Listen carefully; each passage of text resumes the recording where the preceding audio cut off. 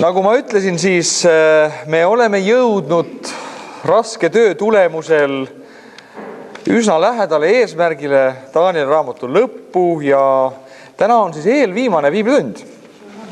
Ehk siis Taanieli raamatust eelviimane piiblitund, mitte üldse eelviimane piiblitund. Ma usun, et me ikka piiblitundidega jätkame, sest et see on selline vajalik asi.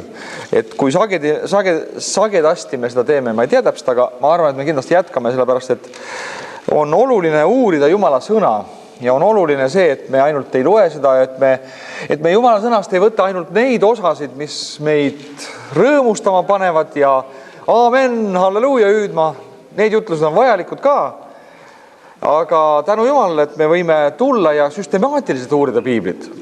Võtta kätte ühe raamatu ja minna läbi sellest ja lihtsalt uurida ja vaadata, mis siin kirjas on ja mida see ütleb. Ja Taanieli raamat on, nagu te olete juba siiamaani aru saanud, tegelikult ka üks piibli raskemaid raamatuid.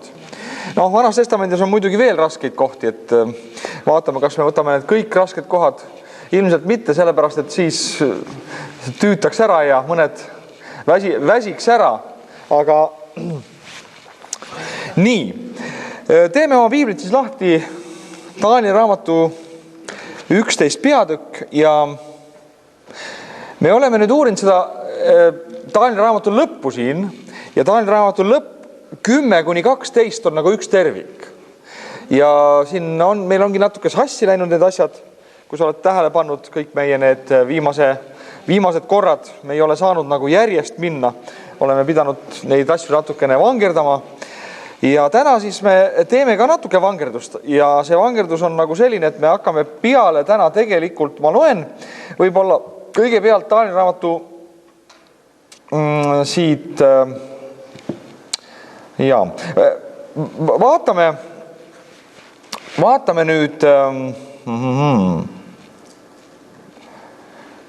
vaatame 10. peatükki.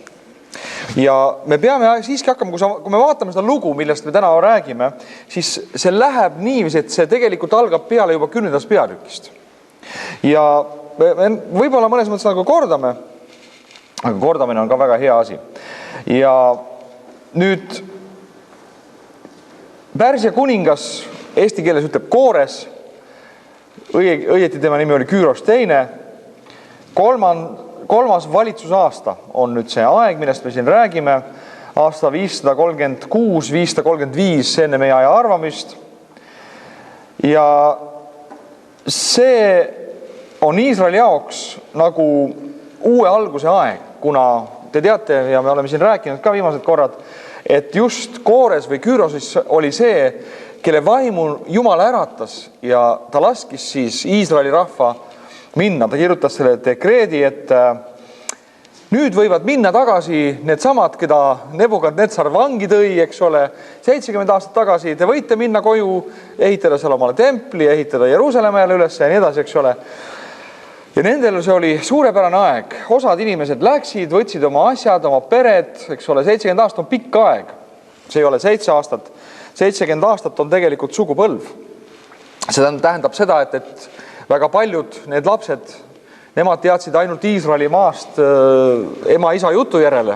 Nad ei olnud kunagi käinud seal, nad ei teadnud mitte midagi sellest. Ja isegi võib-olla mõned keskealised inimesed ei teadnud midagi, eks ole. Vanemad inimesed ainult mõned mäletasid seda, eks ole. Ja võtsid oma 7 asja, oma varanduse või mis iganes seal oli ja läksid tagasi. Aga nüüd on huvitav panna seda tähele, et Taaniel ei läinud tagasi. Ja see on nii hea küsimus, ma olen nagu väga sageli mõelnud selle peale, et huvitav, et Taaniel oli ju ka tegelikult üks Jumala mees ja kui me loeme, kui me lugesime selle Lõvide koopa peatüki, 6. peatüki, et kui tema palvetas, siis on huvitav, et ta tegi nagu oma aknad lahti Jeruusalemma poole ja palvetas Jeruusalemma poole. Ja nagu iga juut, ka tänapäeval tegelikult on see, et Jeruusalemm on tema jaoks nagu üks osa tema südamest, tema olemusest, tema armastusest ja unistustest ja kõigest, eks ole. Ja samamoodi oli Taaniel ja ka see palve, mida me siin hakkasime lugema siin 10. peatükis, mida ta palvetama hakkas, eks ole, või 9. peatükis õieti. Ka nagu see oli ajendatud sellest, et Jumal, miks see rahvas on veel vangis, miks midagi pole juhtunud, kui kui tegelikult sinu sõna nagu ütleb, et 70 aastat Jeremiia järele peaks olema see Paabeli vangipõlveaeg, et siis peaks nagu rahvas saama tagasi. Aga imelik asi, et Daniel ei läinud sinna. Ja võib-olla ma arvan, et üks hea vastus või üks selline loogiline vastus oleks kindlasti, miks ta ei läinud, oli see, et see positsioon, mida Jumal oli talle andnud seal Paabelis, oli sedavõrd mõjukas, et tema nägi nagu seda, et kui ta läheks tagasi Jeruusalemma, siis võib-olla jah, tõesti, tema südameunistused saaksid täidetud ja nii edasi, nii edasi. Aga see ikkagi terve aja, tolle aja maailm oli ikkagi Pärsia kuningriigi impeeriumi nagu mõju all ja tema oli nagu selles südames. Tema sai mõjutada neid otsuseid, tema sai mõjutada seda, mis kuninga õukonnas juhtub, mida kuningas ütleb, ja ta sai nagu palju suuremaks kasuks olla siis oma rahvale selles positsioonis, kus ta oli.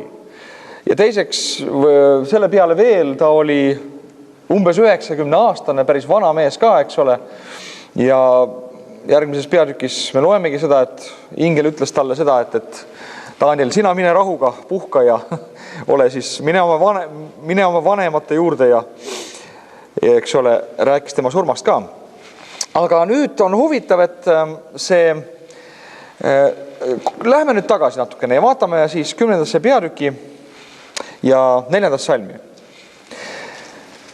Ja esimese kuu 24. päeval olin mina suure jõe Hidekeli kaldal. Nüüd mul on üks pilt jõest ja on väga huvitav ka, et ma olen alati siin julgustanud, et kui sa loed piiblit, siis loe seda ka vahest geograafiliselt.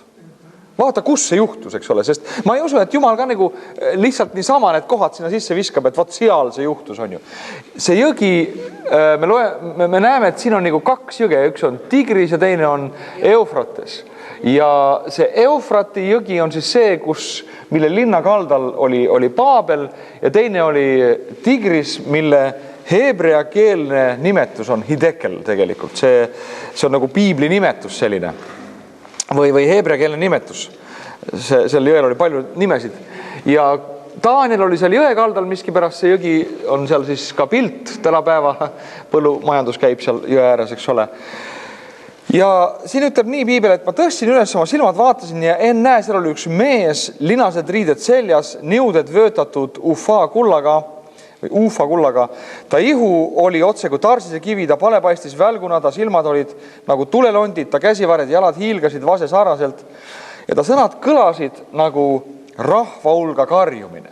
Kas kellelgi tuleb meelde veel sellise kirjelduse peale üks teine koht piiblis, kus kirjeldab ka midagi sellist? See on Uues Testamendis, ma ütlen sulle vihje. Vot nägid, see on ilmutuse raamatus, just. See on ilmutuse raamatus, kui Johannes nägi Jeesust. Väga identne kirjeldus. Mõtle selle peale. Jeesus ilmus seal samas jõe kaldal. Selle sama jõe kaldal. Ennem seda, kui ükski maailmas midagi teadis veel Jumala pojast Jeesusest, ta ilmus seal ja ta nägi temast nägemust. Nüüd huvitav, et Johannes nägi seda nägemust nagu üles tõusnud Jeesusest, keda ta oli tundnud 3,5 aastat siin maa peal. Aga Jeesus ilmus siis seal temale. Nüüd, siin on huvitav, et siin on mainitud sellist ajahetke esimese kuu 24. päev, see on siis juudi kalendri järgi, ehk siis nende kuu algab tegelikult märtsis ja algab peale tegelikult selle sisse mahuvad ka paasapühad, eks ole. Seal algab nende aasta peale. Ja see on hämmastav, et just siin nagu räägib ka, et mis ajal see toimus, eks ole, on väga huvitav nagu tähele panna, et ilmselt ka selle tema paast, siis, mille keskel Daniel siin oli, nagu ta paastus, eks ole, me loeme 21 päeva, ja siis see ingel ilmus talle, eks ole, nagu eelmist tundi meelde tuletades, või üle-eelmist. Ja see on huvitav, et ka tema nagu paastuaja sisse ilmselt mahtusid ka paasapühad, mida juudid kindlasti pidasid seal, eks ole. Nüüd, salm 7. Mina, Daniel, nägin üksi seda nägemust, aga mehed, kes olid ühes minuga seda nägemust ei näinud, ometi valdas neid suur hirm ja nad jooksid peitu. Ma jäin üksi ja kui ma nägin seda suurt nägemust, siis ei olnud mul enam rammu, mu tore välimus muutus hirmsaks ja ma jäin jõuetumaks ja ma kuulsin tema sõnade kõla ja kui ma tema sõnade kõla kuulsin, siis ma langesin raskesse unne silmili maha nägu vastu maad. Nüüd väga huvitav, et umbes samalaadne kogemus oli ka Johannesel, kui piibel ütleb, et ta nägi ta ilmus raamatus, ta langes maha otse kui surnu, ütleb seal. Ja samalaadne kogemus oli ka nagu Danielil siin ja ma usun, et sõbrad, see räägib nagu ühest asjast, et kui jumalik ja ihulik või lihalik kokku puutuvad, siis see, mis järgi annab, on ihulik. Et meil on võib-olla nagu raske mõista seda, aga tegelikult Jumala vägi, mis isegi nägemuse läbi, et see oli nägemus, nagu piibel ütleb, et see ei olnud nagu päris füüsiline nägemine. Et kui piibel räägib nägemusest, siis see on alati mingisugune selline vaimne kogemus, sest on ju huvitav tähele panna siin seda, et ta oli seal koos mingisuguse grupi meestega ja see grupp mehi ütleb nii, et neid lihtsalt valdas üks kartus ja hirm, selline seletamatu, nagu kirjeldamatu olek. Nemad jooksid peitu, eks ole, aga piibel ütleb, et Daniel kuulis ja nägi. See oli siis nägemus, mida Jumal nagu tema jaoks avas. On väga huvitav tähele panna, kui rääkida üldse nägemustest, siis nägemusi on väga palju erinevaid liiki, võib olla nägemusi. Nägemust võib inimene näha ärkvel olles, võid unes näha, eks ole, võid näha füüsilises meelte läbi, eks ole. See nägemus, mida siis Daniel siin nägi, oli ilmselt selline nagu vaimne nägemus, aga mis ka nagu oma mõju avaldas siis füüsilisse sfääri selles suhtes, et tema füüsiline ihu oli ka selles kaasatud, eks ole. Kuigi osad tema meeled ei olnud. Et kuigi tema füüsiline ihu oli selles nägemuses, me võiksime öelda, siis tema meeled olid, ta võttis ja tajus neid nagu vaimselt, sest et muidu vastasel juhul need teised mehed oleksid ka kuulnud seda, eks ole. Nii et ta seisis seal siis Jumala ees või Jeesuse ees ja Jeesus kõneles talle seal. Nüüd salm 11. Ja vaata, üks käsi puudutas mind ja raputas mind tõusma põlvili ja käpukile ja ta ütles mulle, Daniel, armas mees, pane tähele sõnu, mis ma sulle räägin ja seisa seal, kus sa seisid, sest mind on nüüd läkitatud su juurde ja kui ta minuga rääkis neid sõnu, siis ma seisin värisedes ja ta ütles mulle, ära karda, Daniel, sest esimesest päevast peale, kui sa andsid oma südamet mõista olla alandlik, oma Jumala ees võeti su sõnu kuulda ja ma olen tulnud sinu sõnade pärast. Pärsia kuningriigi kaitseingel pani mulle vastu 21 päeva, aga vaata, Miikael, üks peainglitest tuli mulle appi ja ma jätsin tema sinna Pärsia kuningriigi kaitseingli juurde ja tulin sulle õpetama seda, mis rahvale juhtub viimsel päevil, sest on veel üks nägemus nendeks päevadeks. Huvitavalt siin seletab, et üks käsi puudutas mind ja raputas ja äratas mind üles sellest unest, kus ta siis selle nägemuse pärast nagu oli tardunud sellesse olekusse, eks ole. Ja see on huvitav, et siin nagu räägib ühest nägemusest konkreetseteks päevadeks. Ja kui me hakkame lugema ja uurima nagu seda nägemust, seda seletust, mida ingel seletab talle, siis me näeme seda jälle, et ma ikka tuletan meelde seda iga piiblitund, et piibel ei ole ajalooraamat. Nüüd see on huvitav, et see, mida me hakkame lugema, see võib tunduda meile täna nagu puhas ajalootund. Aga samas, kui sa mõtled seda, et Jumala sõna on nagu paralleeltõde ja spiraaltõde, siis me teame seda, et ta ütles, et see nägemus on üheks konkreetseks ajaks.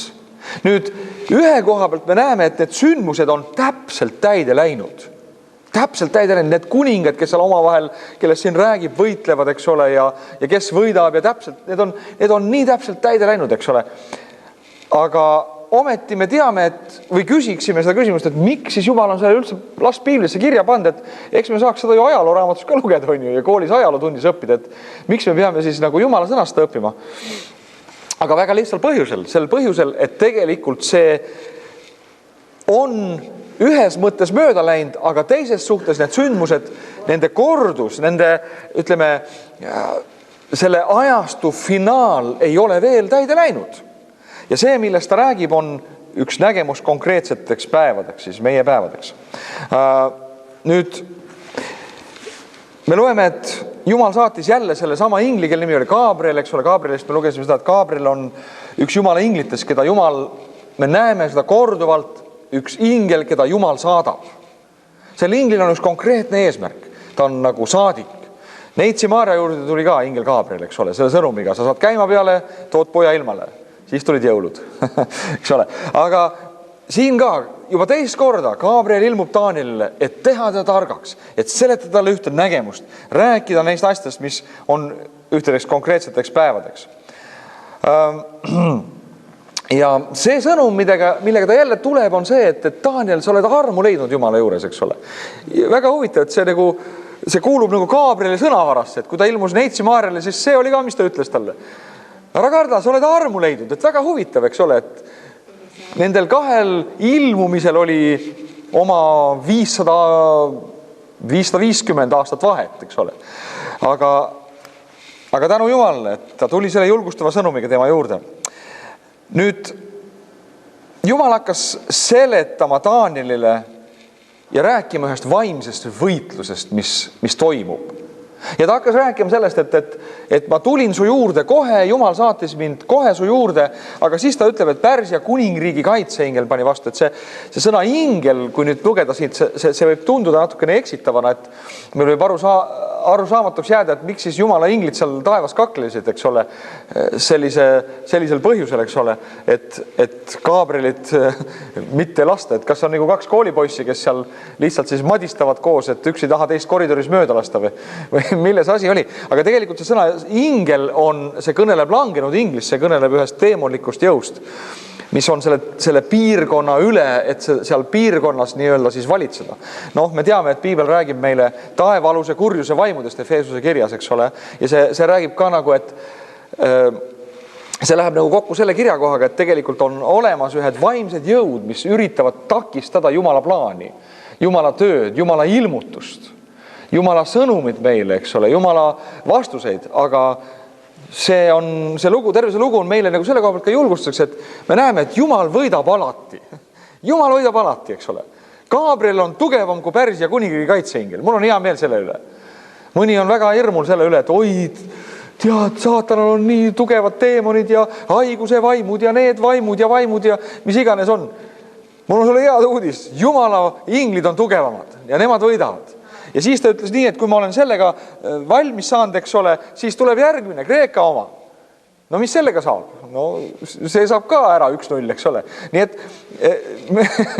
aga see on üks võitlus. Me näeme sõbrad, et kuigi Jumal on nagu kirjutanud selle lõpu ära sellel raamatul, ikkagi on võitlus. Ikkagi on võitlus. Meie elu ei ole selline, et see lihtsalt läheb nagu liueldes vahest. On võitlus, eks ole. Kuigi me teame lõppu, aga me peame siiski võitlema, eks ole. See toob meid nagu jälle reaalsusesse tagasi. Nüüd see võitlus, kui me loeme Ilmutuse 12. peatükist, eks ole, me näeme, et seal Miikal ja tema inglid, Miikal, kes on siis piaingel, ja siin me loeme ka, et tema tuli nagu appi ja tuli võitlema, eks ole. Ja seal oli juba ka sõda. Seal oli sõda nende samade teemonlike vaimudega. Ja piibel ütleb, et see oli see koht, kus nad siis taevast alla heideti.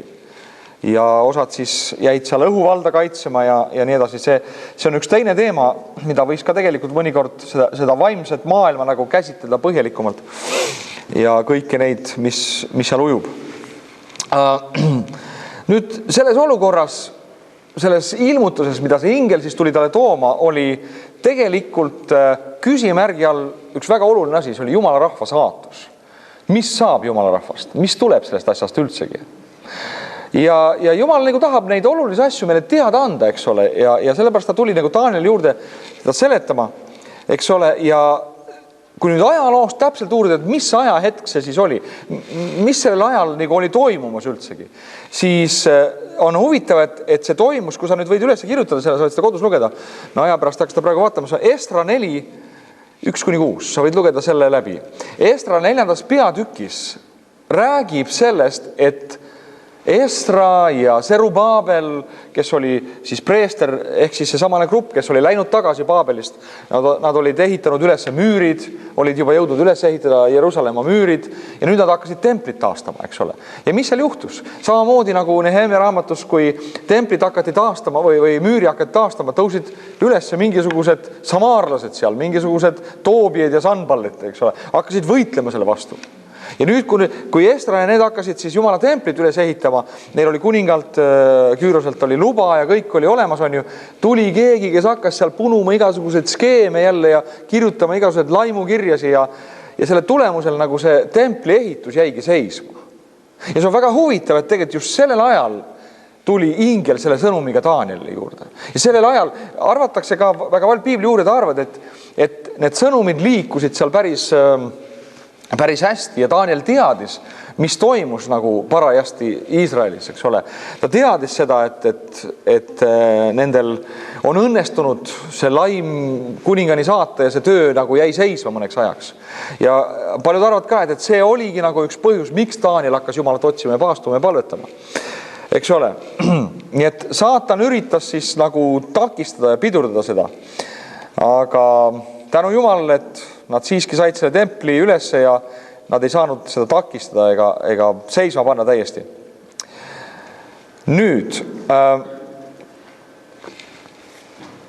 loeme edasi 15 salm. Ja kui ta minuga nõnda rääkis, lõin ma oma silmad maha ja vaikisin. Ja vaata, nagu oleks üks inimkäsi puudutanud mu huuli, ma avasin suu ja rääkisin ning ütlesin sellele, kes seisis mu kohal: mu isand, nägemuse tõttu on mulle tulnud valud ja mul ei ole enam jõudu. Ja kuidas võikski mu isanda seesugune sulan rääkida säärase isandaga? Sest nüüd ei ole mul enam jõudu ega ole mu sisse jäänud hinge õhku. Siis puudutas see inimsarnane mind jälle ja kinnitas mind ja ütles: ära karda, armas mees, rahu olgu sulle, ole julge, ole julge. Milline suurepärane sõnum, kas ei ole? Ja kui ta minuga rääkis, siis ma tundsin ennast tugevana ja ütlesin: räägigu mu isand, sest sa oled mind kinnitanud. Ja tema ütles: kas sa tead, mis pärast ma su juurde olen tulnud? Aga nüüd ma lähen tagasi Pärsia kaitseingeliga võitlema ja kui ma temaga olen valmis saan, vaata, siis tuleb Kreeka kaitseingel.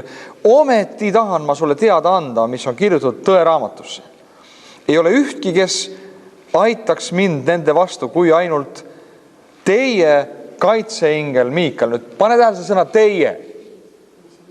See oli Iisraeli rahvas, eks ole. Ta kõneles teile, ta kõneles Danielile kui juudile, kui ühele Iisraeli rahvast, ta ütles teie kaitseingel Miikael. Ja on väga huvitav, et siin nagu ilmutab ka seda, et tegelikult Miikaelil on veel üks ülesanne, ta on peaingel, aga samas ta on ka nagu Iisraeli rahva kaitseingel, eks ole. Teie kaitseingel Miikael.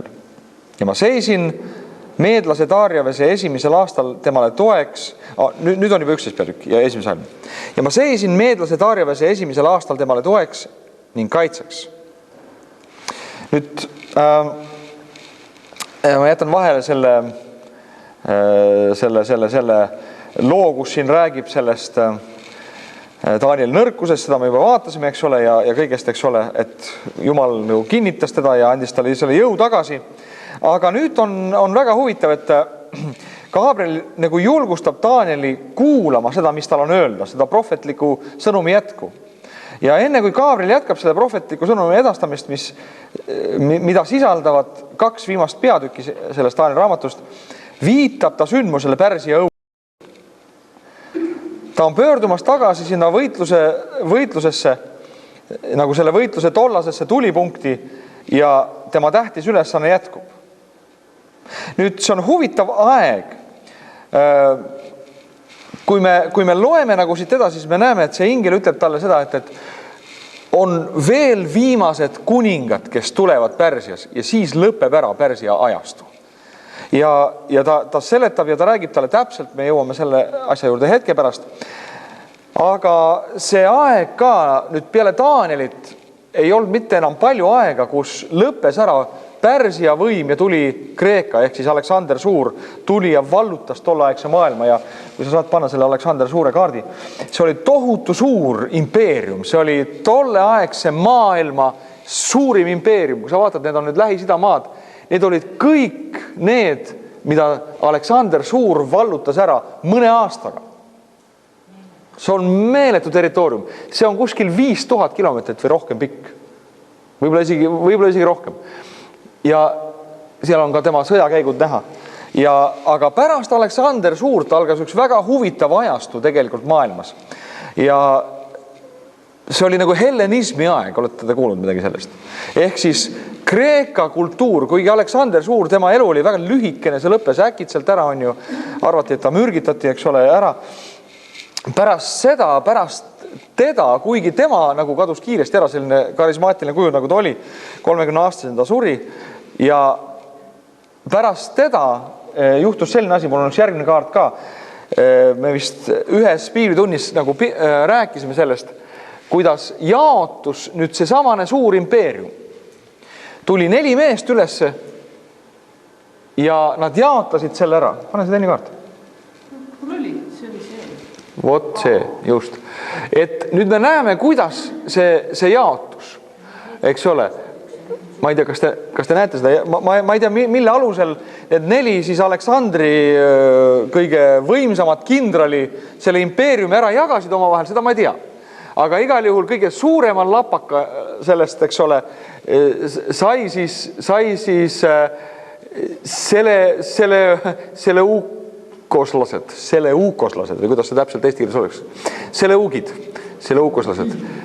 Ja sellepärast, et see oli üks selline kindral, ja nüüd teine väga oluline osa, nüüd see, millest me nüüd hakkame, millest räägib see Taanieli raamatu 11. peatükk põhiliselt, on lõuna ja Põhjakuningas. Nüüd see on see sinine tükk seal all, Egiptus.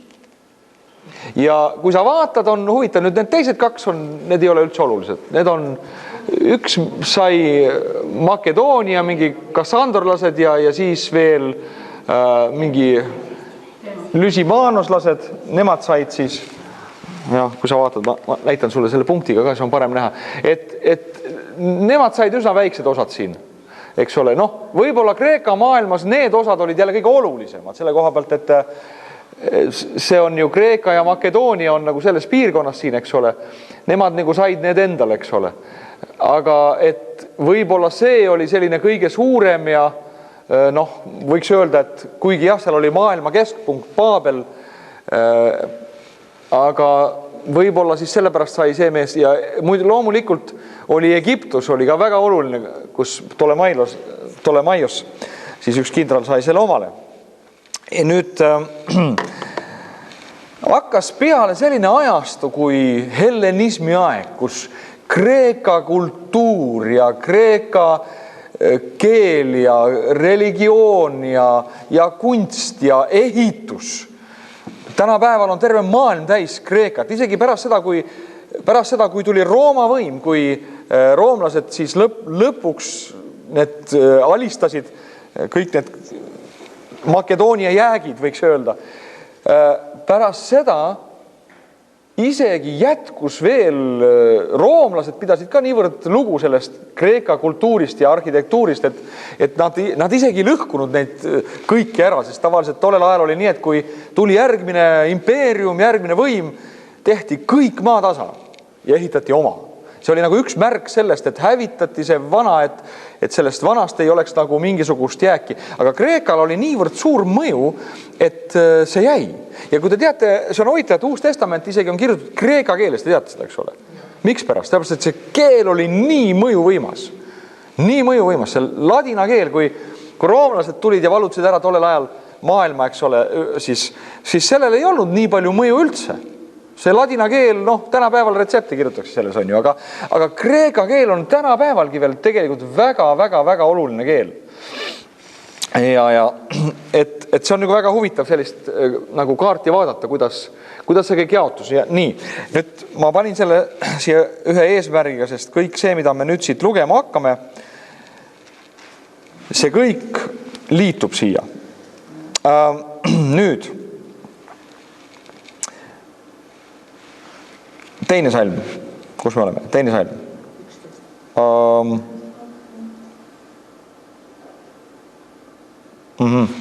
Ja. Ja nüüd ma annan sulle teada tõe, vaata veel 3 kuningat tõuseb Pärsias ja 4. soetab suurema rikkuse kui kõik muud.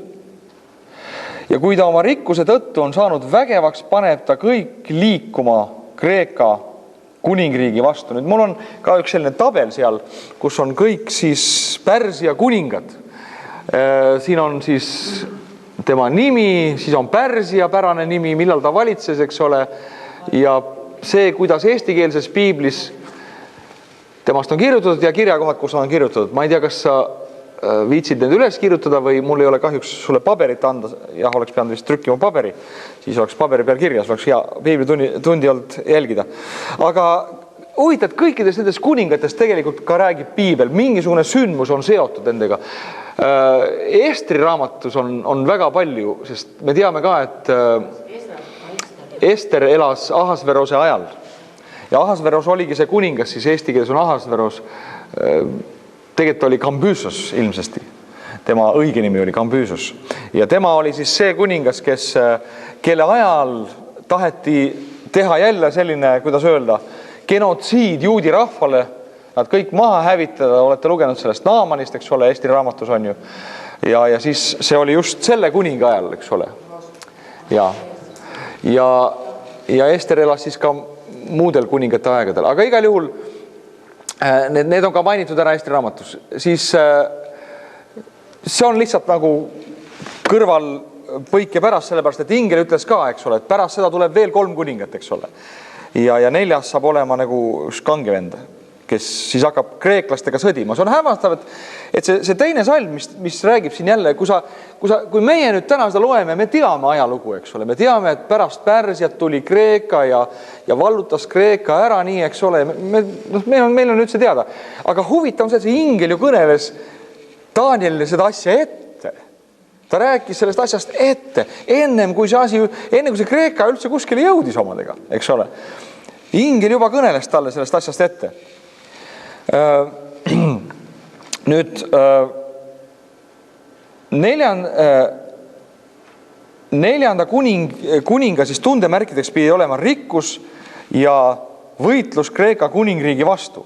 Nüüd ajalugu tunneb hästi pärslaste suurkuningat, siis seda Artahastat, eks ole, kellest siin räägib, eks ole, kes siis tõuseb tema selle kreeklaste vastu, kellest Gabriel siin kõneles, kes on tema ajal nagu pidi toimuma see juutide massivõrm, jah, mis kukkus läbi siis tänu Estrile ja tema julgusele ja Mordokaile.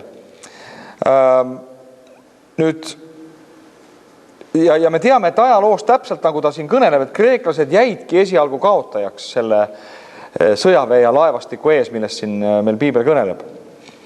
Ja nad pidid siis tagasi tõmbuma. Salm 3. Siis tõuseb kangelas kuningas, valitseb suure võimuga ja teeb, mida tahab. Aga niipea, kui ta on tõusnud, murdub ta kuningriik ja jaguneb 4 tuule poole, aga mitte tema järglastele ja ilma selle võimuta, millega tema valitses, sest tema kuningriik kistakse ära ja see saab teisele, aga mitte neile. Nüüd pane tagasi see jagunemine. Hämmastav. Nüüd see oli aastal umbes kuskil 530, millal Gabriel seletab talle seda. Nüüd Aleksander Suur tuli aastal umbes 300, Mart teab täpselt aastaarvu, 330, umbes sellel ajal.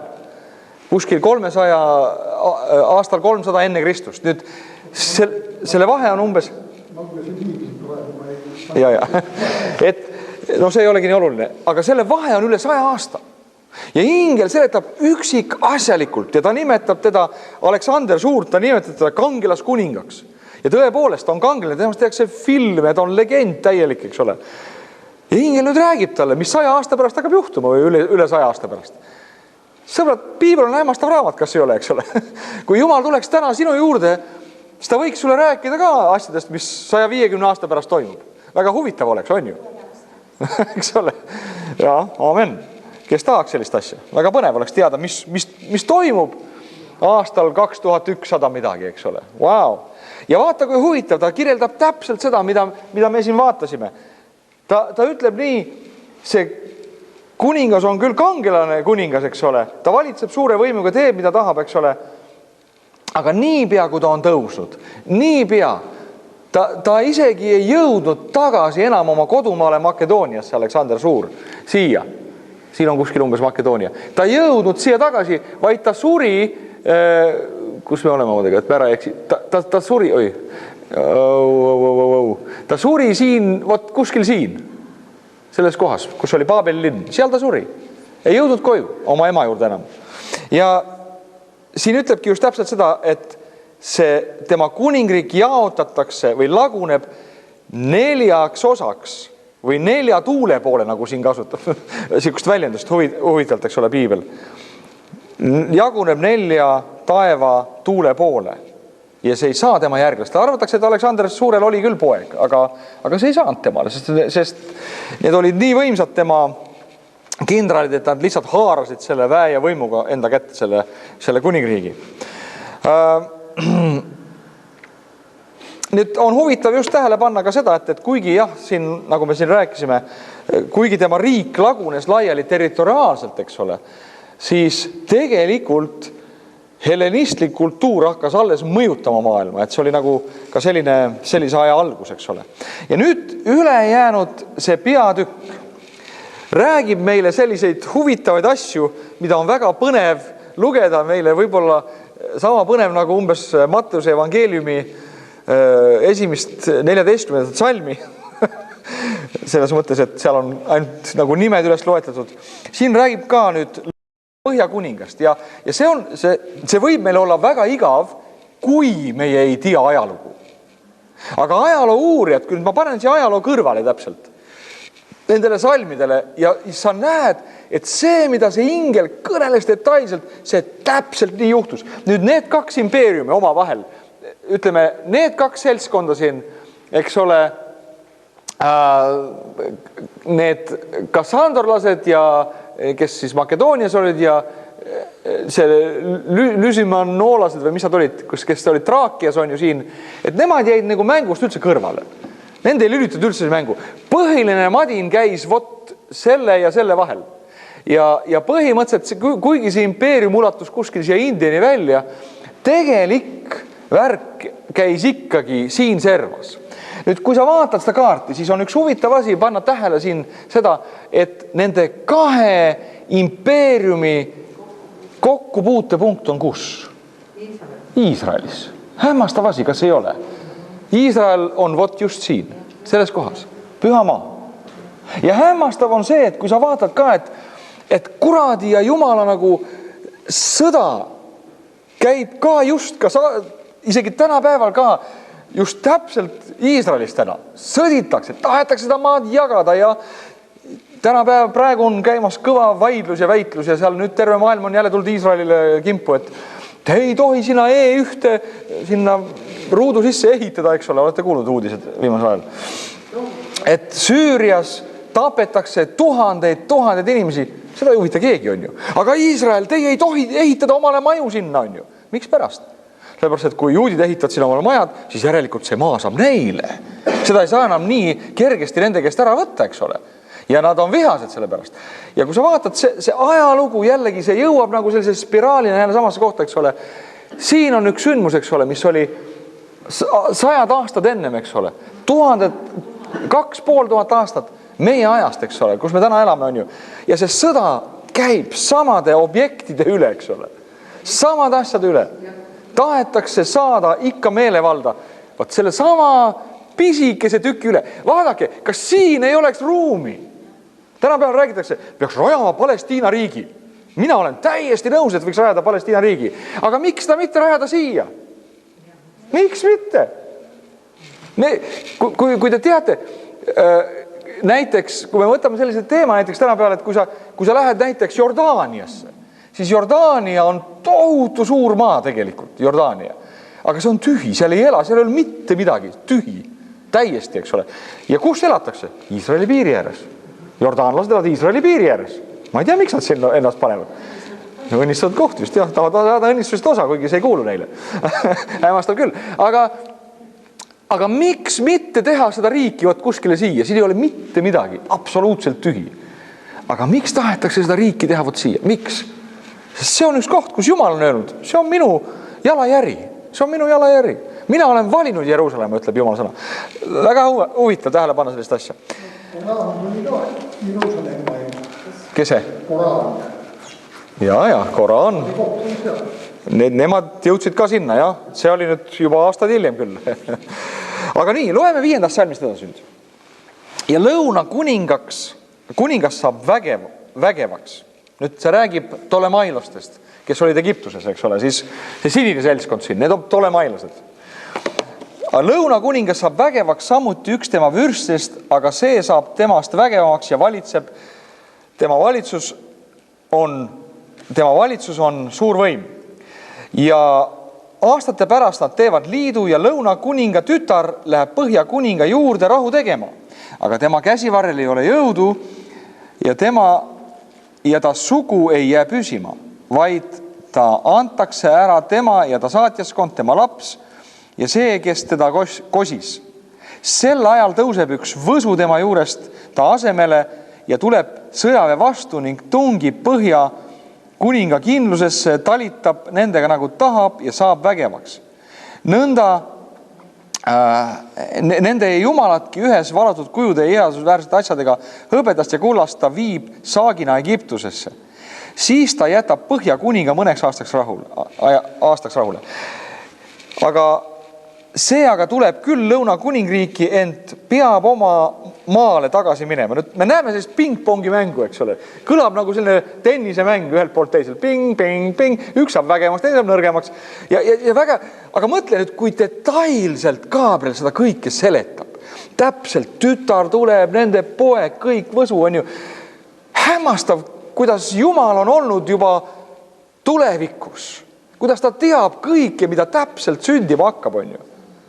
Ja nüüd see prohveti kuulutus siin nüüd kehtestub nende või keskendub nende kahele riigile.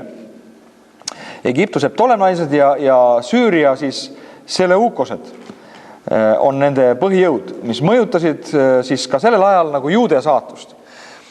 Rünnakuid Palestiina vastu tehti kas lõunast või põhjast, eks ole, et siis Iisrael jäi ju ikka ette, kui nad üksteisega madistasid. Jälle, ühed tulid sinna, ajaloost on teada, et see maa käis nagu kuum leivapäts ühe käest teise kätte, põhja ja lõuna kuninga kätte. Ja Iisrael asetses strateegilises paigas, nagu näeme, eks ole. Nüüd umbes 100 aasta jooksul hoidsid siis Ptolemailased Palestiinat enda kontrolli all, ehk siis see sinine seltskond seal. Ning need salmid räägivadki selle uukoslaste pürgimusest neid võita. Nõnda viitas 5. salm Ptolemaiose esimesele, kes elas siis aastal 305 kuni 285 enne Kristust.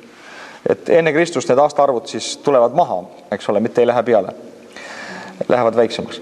Ja selle uukos esimesele, kes siis elas 312 kuni 280 enne Kristust, kes oli olnud Aleksandri kindralit, siis Ptolemaios esimene ja selle uukos esimene, eks ole, need olid mõlemad siis need originaalsed mehed. Ülejäänud kõiki neid nimetatakse lihtsalt selle uukos teine, eks ole, selle uukos kolmas, eks ole, ja nii edasi, eks ole, lihtsalt panid omal numbri juurde. Väga huvitav viis oli vanasti, on ju, eks ole. Samamoodi oli ju Herodesega, Jeesuse aegne kuningas. Ega Herodese oli ju kõik niisi, et oli Herodes ja siis tema poeg oli ka Herodes ja siis oli jälle Herodes ja nii oli nagu 3 põlve Herodesid ka. Siis osad võtsid endale mingisuguse suure tiitli, et Jeesuse aegne Herodes oli siis Herodes suur, on ju, ja siis järgmine Herodes oli mingisugune Herodes Antipas ja see ei olnud mitte sama isik, see oli tema poeg. Eks ole nii. Ja tol ajal oli ka nii, et nad lihtsalt võtsid siis omale nagu lihtsalt kas numbri või mõne lisanime, aga üldjuhul selle uukos, see oli nagu selline, või Ptolemaios, see oli nagu selline suguvõsa uhkus, mis kanti edasi nagu nimega tol ajal. See läks nagu edasi. Nüüd 6. salm siin viitab Ptolemaios teisele juba, kes elas 285 kuni 246 enne Kristust, kes püüdis parandada oma suhteid siis, ütleksime nii, et kui me kasutaksime tänapäeva väljendit siis Süüriaga, ehk siis Süüria on umbes selles kohas, umbes selle koha peal, eks ole. Ja Süüria on ka tänapäeval tegelikult Assüüria jääk. Need samad assüürlased, kes siis viisid vangi Iisraeli 10 suguharu, viisid nad siia kuskile Niinevesse. See oli umbes kuskil siin. Ma ei tea täpselt, kuskil, mis selle koha peal. Aga siis see alumine ots siin sellest riigist sai Süüria. Ja õieti tegelikult me võiksimegi nagu öelda, et need seleukoslastest tulidki nagu siis tänapäeva süürlased palju sugupõlvesid hiljem. Nüüd siin rääkis sellest tütrest, eks ole, selle endine naine Laodiike, aga heitis Bereniike kõrvale ja mürgitas selle Antiochos, eks ole. Ja Bereniike vennast tuli järgmine Egiptuse valitseja, Ptolemaios 3. siis juba, eks ole. Ja täpselt, kui sa vaatad seda ajalugu, kui sa loed ajalooraamatut, siis on see, mis siin räägib, on täpselt kõik, mis juhtus, nagu see läks. Loeme salm 10. Aga tema poeg varustab ja kogub suuri sõjaväe hulki ja ta tuleb temale kallale, ujutab ta üle, käib läbi, siis ta tuleb uuesti, tungib kuni tema kindluseni. Siis vihastub lõunakuningas ja läheb ning sõdib sellega, põhjakuningaga. Too seab üles suure väehulga, aga see väehulk antakse tema kätte ja kui see väehulk on võetud, siis läheb tema süda ülbeks, ta tapab 10 000, aga võitu ei saa. Nüüd Süüria kuningas Antiochos 3. suur liikus oma vägedega Palestiina suunas. Aga see ärgitas Ptolemaios 4. tegutsema. Antiochose väed jäid kaotajaks aastal 217. Ja kõik see sündmus, ma võib-olla ei laskugi nendesse sündmustesse nii põhjalikult, aga loeme salm 13. Ja jälle seab põhjakuningas üles väehulga, mis on suurem kui endine ja mõne aasta pärast tuleb ta temale kallale suure väehulga ja rikkaliku vooriga. 12 aastat kestnud rahuajal Egiptusega sõdis Antiochos põhjas elavate partlastega ja teiste rahvuslastega. Nüüd pane tähele, seal nende vahel oli siis mingi aeg rahu, eks ole. 12 aastat ta sõdis nagu põhja pool hoopiski, on ju. Ja Egiptuse vastu varustas ta end Indiast ostetud elevantidega. Vaat nüüd tulid elevandid juba mängu. Ja paljud piiblikriitikud on väitnud seda, et Taani raamat see on kirjutatud palju hiljem, et umbes 200 aastat ennem Kristust, eks ole, on kirjutatud. Nüüd see on hämmastav, et see ei saa olla, kuna siis oleks kindlasti Taanieli raamatus räägitud elevantidest. Aga kuna Taanieli ajal, kes selle raamatu pani ilmselt kirja, eks ole, ei kasutatud sõjapidamises veel elevante. Eks ole, nüüd tema alles ostis need elevandid sealt ja hankis sealt partast, eks ole, omale elevandid on ju, ja nüüd ta tuli elevantidega sõdima, eks ole, Egiptuse vastu. Nüüd said Egiptused ka elevandi talda tunda. Ja jätaks võib-olla mõned osad siit vahele, loeme. Vaatame edasi. Vaatame salmi 21. Ja ta räägib siin, see on selline, kuidas me ütleksime, ping-pongi mäng tõepoolest. Ta räägib ühest, üks valutab, teine tuleb, valutab ja ajaloost on teada, et need kaks omavahel kõva andmine käis. Aga nüüd hakkab rääkima meile piibel siin ühest väga märkimisväärsemast kuningast. Ja tema asemele tõuseb üks kõlvatu, kellel ei ole antud kuninglikku väärikust, aga ta tuleb ootamatult, haarab libekeelsusega kuningriigi enesele, sõjaväed uhutakse sootumaks tema eest ja murtakse nõnda samuti ka lepinguvürst. Niipea kui temaga on tehtud leping, teeb ta pettust, ta läheb ning saab vägevaks vähese rahvaga. Ootamatult tungib ta maa viljakamasse osasse, teeb, mida ta isad ja isade isad ei teinud. Ta pillub omadele kokku röövitud ja saaki ning vara ja ta sepitseb plaane kindlustatud linnade vastu, aga ainult pisut aega. Nüüd väga selgesti, me oleme juba vaadanud sellest isikust eelmistes peatükkides. Tema on nüüd kõige kuulsam selline nagu antikristuse eelkäija või muster ja tema on siis Antiochost 4. või siis nimetatakse ka, mul on siin tema pilt müntide peal. Antiochos Epiphanes. Ja tema oli siis see mees, kes tema pidas ennast nagu jumalaks. Ta oli täiesti kindel, et tema on jumal. Ja ta ka ennast väljendas niisi. Ja müntide peale ta kirjutaski Antiochos Theos ehk siis jumal Antiochos. Ta oli nii kindel, et tema on vist isegi arvas, et ta on Zeusi mingisugune järeltulija või mis ta seal täpselt siis arvas. Ja siin ta räägib, et tema haarab endale nüüd võimu lühikeseks ajaks. Ta ei olnud mitte pikka aega nagu valitsemas, aga siin on mõned asjad, mis tema kohta on nagu räägitud läbi Piibli, eks ole.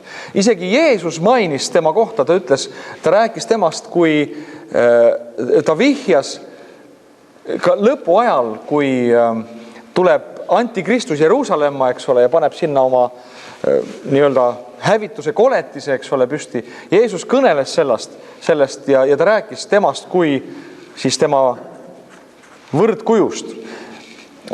Ta valitses 12 aastat ja ta siis peaaegu täiesti, ta oli ülim juutide vihkaja. Ta oli sama võrdne kui Hitler, kui tänapäeval kõik need igasugused Mahmoud Abbasid ja kõik need Araabia seltskond, kes seal on, ja Iraan. Tema oli täpselt sama vaimukandja edasi, eks ole. Ja ta vihkas juute nii tugevasti, et tal õnnestus nende usk peaaegu täiesti hävitada. Kuna Antiochos oli ka täielik hull või siis hellenismi kuulutaja ja nii-öelda propageerija, siis mida tema näiteks tegi, oli see, et ta pani siis ülempreestri sinna kellegi Johannese Kreeka nimega täiesti, eks ole. Ja ta pani siis, ehitas sinna igasugused meelelahutuse keskused ja võistluse areenid, eks ole, igale poole, nagu need kreeklased siis oma kultuuris seda tegid. Ja siis tema oli ka see mees, kes siis läks Jeruusalemma ja läks templisse ja ohverdas seal sea, mis on juutidele jube jäledus, eks ole. Varsti on meil tulemas selline püha kui Hannuka Iisraelis ja see Hannuka püha muuseas ongi see, kui makabeilased siis selle valutasid tagasi ja nad pühitsid selle templi sisse, eks ole, see on nagu see õliime oli siis seal templis ja see ongi nagu selle aja püha, kus me ka täna oleme omadega. Ja mis ta veel tegi? Tema hävitas kõik Toora kirjarullid, kõik, mis oli pühakiri. Ta hävitas täiesti ja kui ta leidis kedagi, kellel oli mingisugune kirjarull kuskil, siis ta tappis, see inimene oli määratud surmale ja kõik hävitamisele. Nii et täielik terrorist. Üks kord, kui ta läks Jeruusalemma, siis ta tappis ära seal 60 000 inimest ja 40 000 müüs orjadeks. Nii et rääkides ühest hirmutegude tegijast, Antiochos 4. Epiphanes siis, eks ole. Nüüd temast räägib siin päris palju, päris pikalt, päris detailselt, eks ole. Salm 25. Ja ta õhutab oma jõudu ning julgust, et minna lõunakuninga vastu suure sõjaväega. Ka lõunakuningas valmistub sõjaks suure ja väga tugeva sõjaväega, aga see ei suuda vastu panna, sest tema vastu peetakse vandenõu. Need, kes ta lauas söövad, murravad tema ja ta sõjavägi õhutakse ära ja paljud langevad maha lööduna. Mõlemad kuningad mõtlevad südames kurja ja ühes lauas istudeski nad räägivad valet. Aga see ei õnnestu, sest lõpp tuleb alles määratud ajal. Nad nüüd, see on hämmastav, et need salmid räägivad sellisest Antiochose rünnakust, mis leidis aset, ajaloos on see täpselt teada, aastal 169 enne Kristust, eks ole, kui ta läks siis Egiptust siis jälle vallutamas Ptolemaios neljandat siis, eks ole. Ja Antiochos siis lõi oma vaenlasi ja võttis enda valdusesse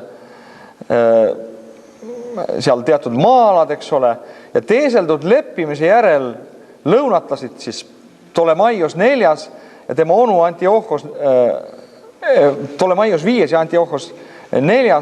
näilises rahus, kuid lõpp tagajärjeks oli mõlemapoolne pettus.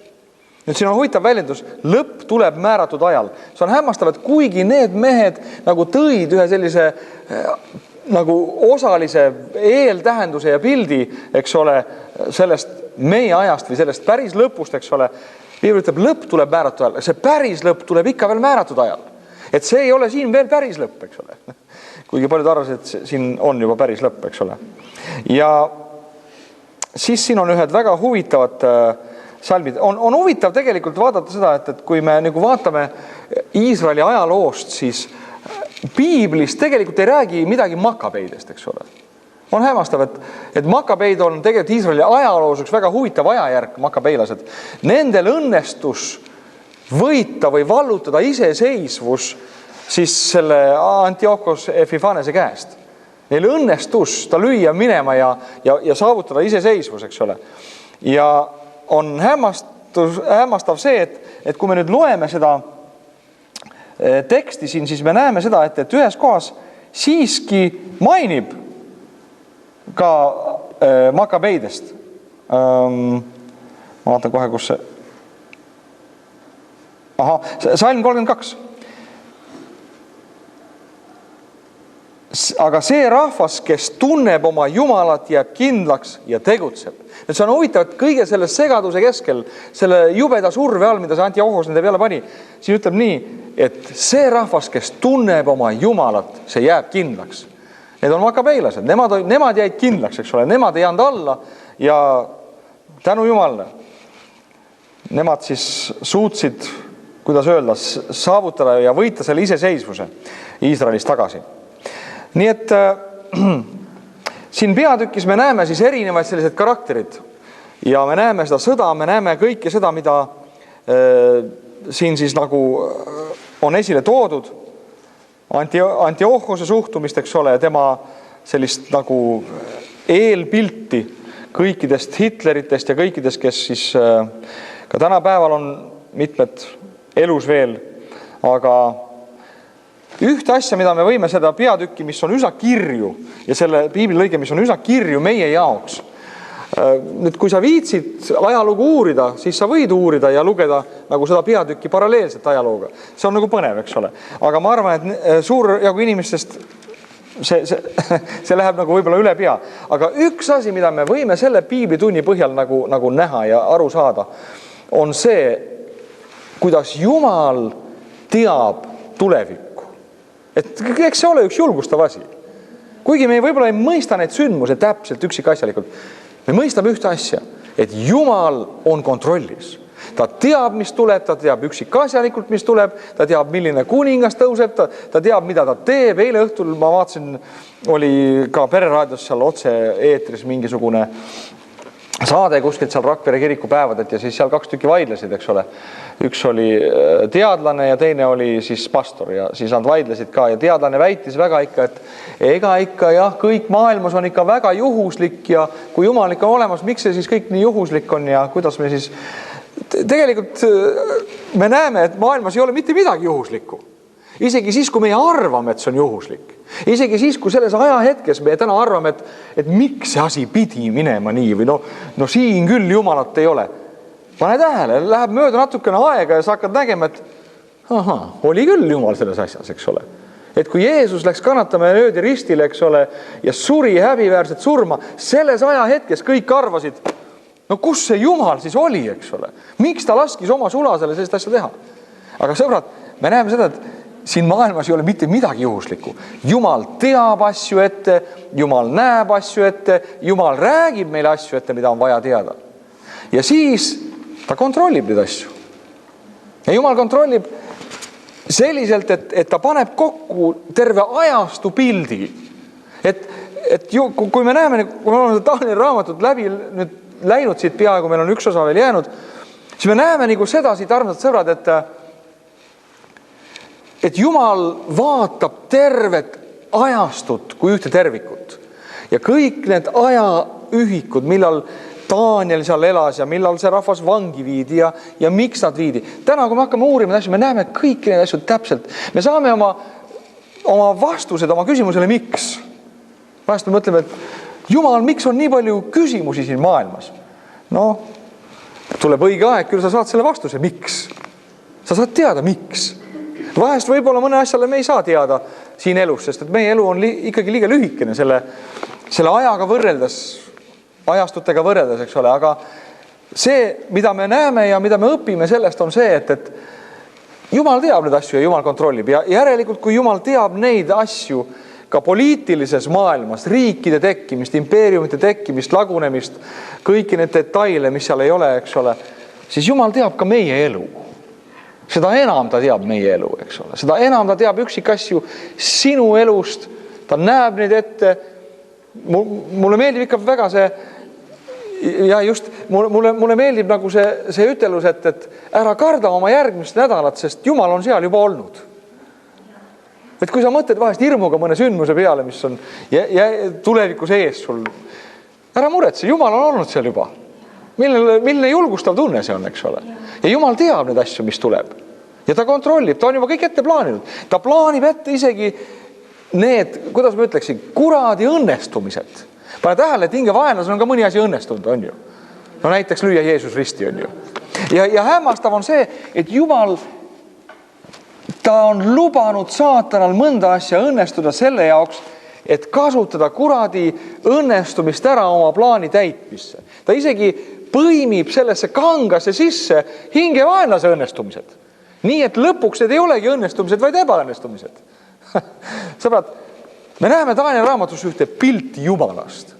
Me näeme, kui suur, kui grandioosne on Jumal.